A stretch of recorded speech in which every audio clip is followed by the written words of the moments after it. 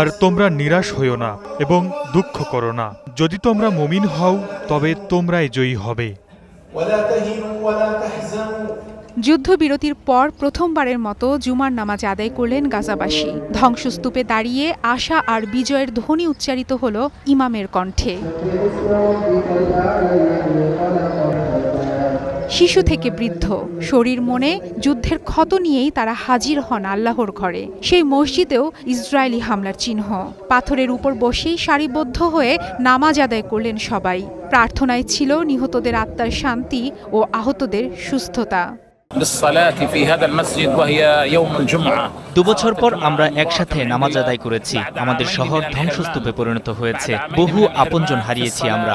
আজ পুরো ফিলিস্তিনের জন্য প্রার্থনা করেছি যেন এই যুদ্ধ শেষ হয়, যেন আমাদের সন্তানরা এমন ভবিষ্যৎ আর না দেখে। মসজিদের ভেতরে শৃঙ্খলাবদ্ধ হলেও বাইরের চিত্র ভিন্ন।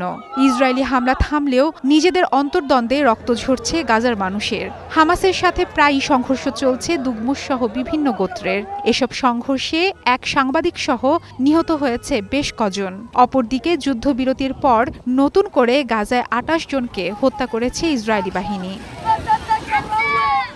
গেল সপ্তাহে কাতার, মিশর, তুরস্কের মধ্যস্থতায় ইসরায়েল ও হামাসের মধ্যে যুদ্ধবিরতির চুক্তি হয়। বন্দি বিনিময়ের পাশাপাশি যুক্তরাষ্ট্র ও আরব দেশগুলোর মধ্যস্থতায় গাজা পুনর্গঠন ও প্রশাসনিক কাঠামো তৈরি হবার কথা। এই পুনর্গঠনে নিজেদের ভূমির অধিকার কতটা বজায় থাকবে, এবার সেই দুশ্চিন্তা গাজাবাসীর মনে। মারফতুন নুর রুচি, স্টার নিউজ।